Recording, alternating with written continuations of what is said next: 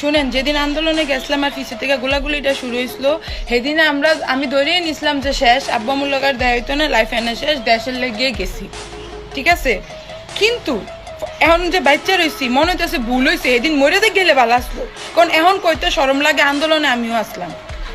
কারণ আমরা যারা নিয়ে আশা করে বসাইছি যে তারা আমরা স্বাধীনতা দিব, গণতন্ত্র দিব, তারা আমরা এখন স্বাধীনতা দিছে 2000 টাকার বেশি লগে রাখবেন না, 2000 টাকা বেশি নিয়ে লগে রাখবেন না, সন্ধ্যার পরে পুরুষ মানুষ ছাড়া ঘর থেকে বেরোবেন না, তারপরে স্বর্ণের গয়না পরে বেরোবেন না। তারা আমরা উপহার দিছে 5 ঘন্টা 48টা ধর্ষণ, অগণিত ছিনতাই।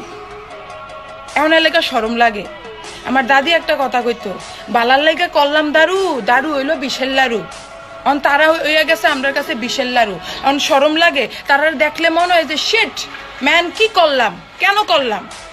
কারণ এত বছরে এমন কিন্তু হয় নাই, যারাই ছিল নারীদের ব্যাপারে তারা খুব স্ট্রিক্ট ছিল, তারা খুব সিরিয়াস ছিল, ঠিক আছে। অন্তত আপনারা যে সিচুয়েশনে রাখছেন এর থেকে বেটার ছিল। আর আপনারা আমরারে মুখ দিয়ে কোয়াইতে বাধ্য করতেছেন যে মনে হয় আগেরটাই ভালো আসলো। একজনে বিয়া করে বউলে হত্যা রয়েছেন, আরেকজনে জায়গার জায়গায় যে অনুষ্ঠান করেন, সমন্বয় একটা নমুনা। মানে এত যে বেজ্জতি করবেন, এত যে শরম দিবেন আমরা কিন্তু বুঝছিলাম না। আমি আশ্চর্য হয়ে যাই।